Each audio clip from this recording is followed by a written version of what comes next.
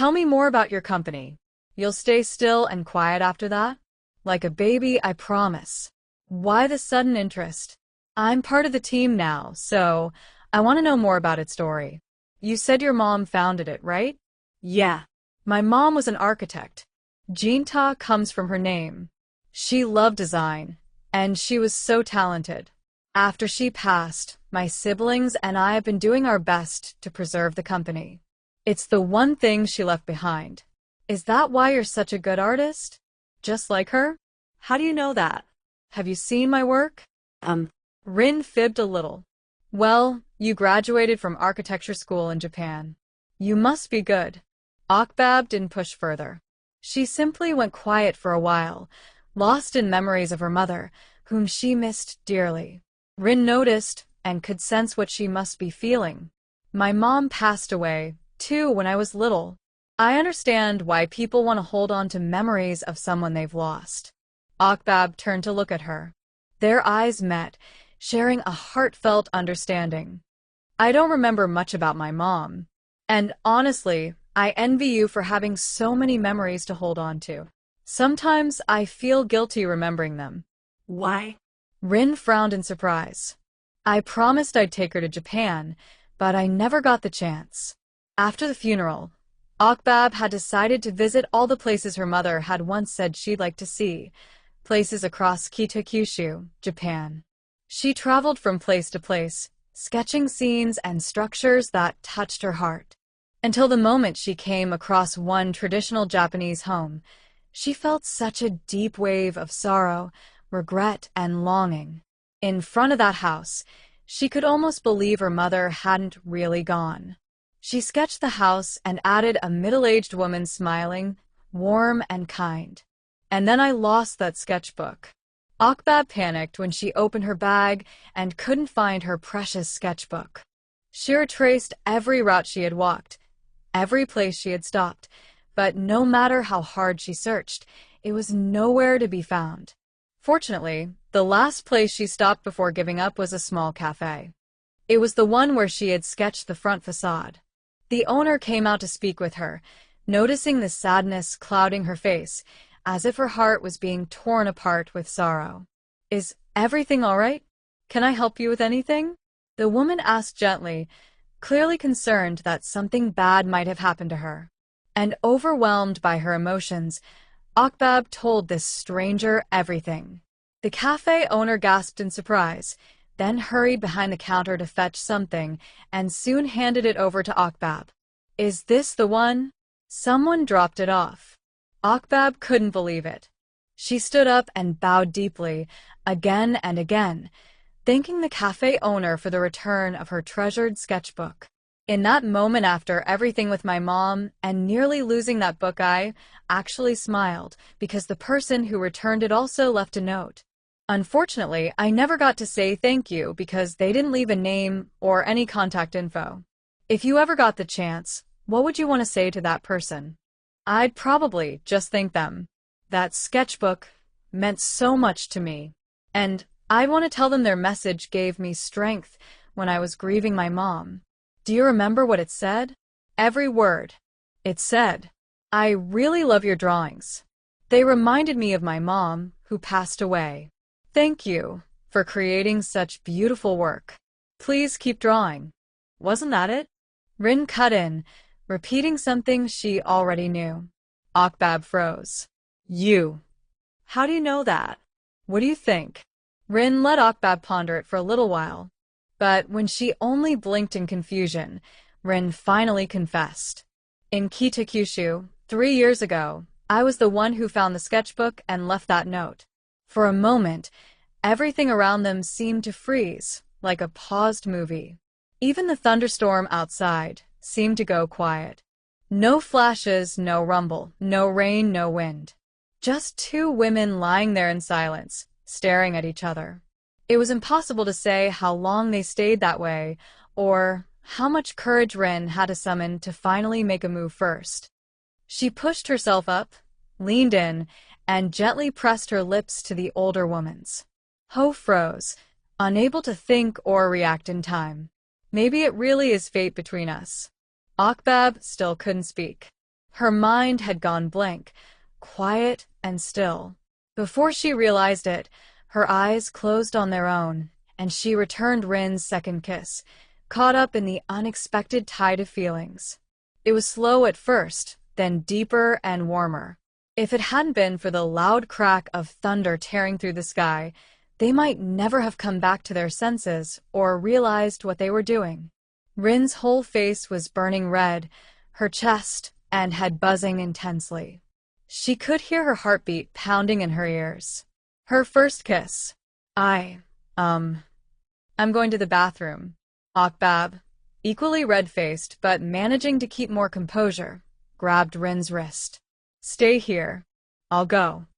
And without waiting for a response, she darted to the bathroom, slammed the door shut, and locked it behind her. Her heart was pounding out of control. She was dazed and confused, unsure of what had just happened. She didn't even know if it was real or if she was dreaming of something ridiculous. What the hell was that? She hissed at the reflection in the mirror. Seeing her own flushed face, she lifted her hands to mime choking herself out of frustration. Get a grip. Deep breaths. She's your employee. You're her boss. What are you even thinking about? Coffee? Rin lifted her head and offered a drink to Akbab while pouring hot water over a drip bag. The morning air was fresh after the storm passed.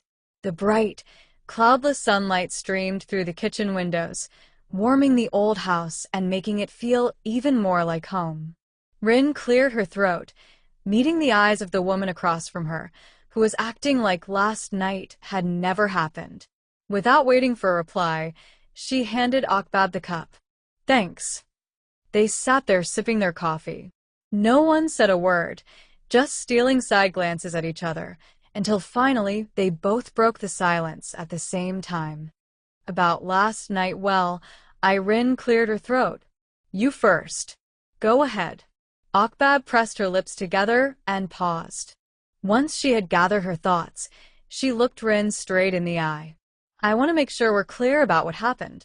It was just an unexpected situation. An accident, really. I don't want it to cause any problems with our work. But you kissed me back, didn't you? Rin asked hesitantly, still unsure whether that kiss was real or just something she imagined. The experience was new to her, but she was 90% sure Akbab hadn't pulled away. I was just too into the project. I wanted it to be perfect. Maybe I slipped too far into the role of Mr. Rain and got carried away. The girl narrowed her eyes at that weak excuse, frustrated. But in the end, her lips curved into a smile as an idea formed in her head. Okay then. Since you're so committed to the project, let's stay in character. Let's be Mr. Rain and Mrs. Mink a bit longer. What? Don't you want the work to turn out perfectly? I'm sure you can give this project your all. Serves her right for talking too much. Rin hadn't been joking about staying in character. Whether she just wanted to tease or had it planned all along, for the entire 7 days they stayed at the client's house, she kept up the role of Mink and treated Akbab as if she were Rain. Sometimes she'd serve her drinks or snacks like a sweet housewife. Other times she'd pass her tools and supplies while Akbab was sketching. Pass me the eraser. Akbab held out her hand. But what she got wasn't an eraser. Rin placed her chin in Akbab's palm and gave her a cute puppy-eyed look, copying the real house owner's expression. What are you doing? This must be how Mrs. Mink would act with Mr. Rain. Akbab pulled her hand away and clicked her tongue in annoyance, trying her best to cover how flustered she was. And that was how her days went by. In addition to the work, she had to deal with this mischievous kid who was starting to look more and more like an irresistibly adorable puppy. When it was finally time to return to Bangkok, Akbab felt both relieved and strangely sad about leaving the house behind.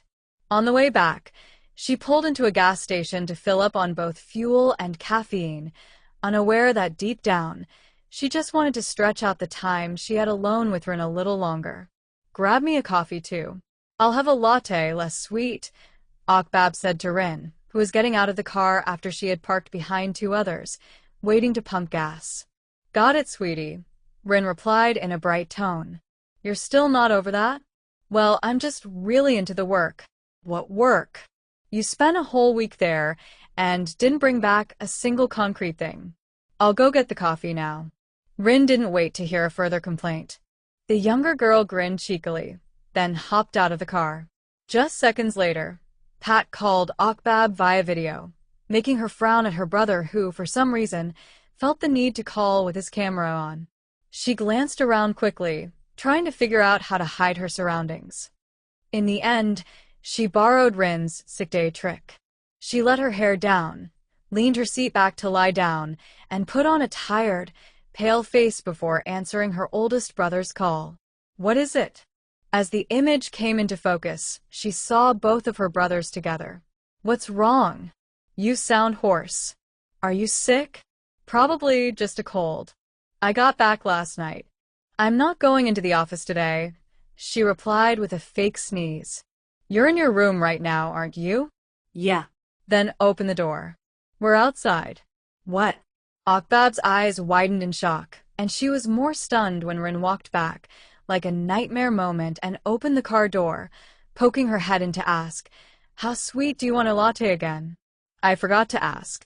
Silence filled every corner of the space as the secret was laid bare over the video call. The brothers stood stunned in front of their sister's apartment. Akbab wanted nothing more than to slam her head against the steering wheel. Rin could only give a sheepish smile, then slowly stepped back from the car, closed the door, and hurried off toward the cafe. Wow. So you're into sugar drinks now? Chan broke the silence first. What's going on? Why is Rin with you? And where exactly are you right now? Pat asked again. If you don't answer, it's gonna look very suspicious. Oh my god, enough. Akbab decided to go full drama. I spent the past week doing a trial stay at Mr. Rain's house with Rin, but it was for work, nothing else. Wait. You actually did something like that? You never agreed to stay over with anyone. I told you it was for work. It was necessary. Strictly for work, right? Pat raised an eyebrow. Yes, that's it. Bye. Akbab ended the call with an annoyed frown. She finished refueling, then moved the car to park in front of the convenience store beside the cafe, still frowning. After checking the time and seeing that Rin still hadn't come out, she decided to get out of the car to go look for her. Just then, fate threw someone familiar right back at her. Mind froze. She never expected to run into Akbab here, at this exact moment. What are you doing here? The Mindspace owner asked, walking over. Akbab didn't answer. She could only curse the world in her head, wondering when it would stop throwing things like this at her. How's the project at Mr. Rain's house going? The silence, the stillness, and Akbab's cold stare made Mind sigh in defeat. So you really do see me as an enemy now, don't you? I do. But you already knew that my team had worked with the client before. We already knew them. It isn't hard for us to offer exactly what they want. This pitch isn't even a challenge for me. Akbab didn't understand why Mind was bragging about work. She already knew full well what skills Akbab had. Skills that had been snatched away and used to make someone else shine. I'm confident in my own team too. We won't lose to a thief who can't come up with anything on her own. Hearing that, Mind was left speechless. A sharp pain pierced through her chest, but all she could do was hide it, suppress her feelings, and stop herself from reaching out to hold back someone who always turned her back every time they met. Rin was puzzled by the tense mood in the car. She had no idea what had gone down between Akbab and her brothers, only that the driver was visibly stressed and irritable. So, Rin tried her best to stay quiet and well-behaved. She put on her headphones and opened social media to kill time. Scrolling through her feed, she came across a clip from Mink's channel, a casual talk show where she chatted with a close friend over food. Prane and I first met in Japan by total coincidence, so now we go back almost every year to retrace our memories together. People usually follow in the footsteps of their dramas or idols. But these two are retracing their own story. Mink's friend teased with a laugh. You're way too in love, girl. If I wasn't already close with you too, I'd think this was all made up. Believe me, unexpected things always bring unexpected love too. Easy for someone with a husband to say. Not everyone's lucky in love like you. You'll understand when it happens to you. Grandma. Rin suddenly called out to the driver, her voice full of excitement. I just got an idea. Akbab was quite puzzled by Rin's fresh idea. She had no clue what the girl had seen that got her so worked up, acting like she'd just hit the lottery. And, before she knew it, she was standing in front of a phone camera at a tourist spot in Kitakyushu. Yes. Kitakyushu, Japan. Do we really have to go this far? Akbab still hadn't quite followed. She turned to ask Rin, who had just finished setting up the camera and dashed into the frame before the shutter clicked. The younger girl beamed, her eyes crinkling as she hooked her arm around Akbab's. This far exactly. Because it's work, right, darling?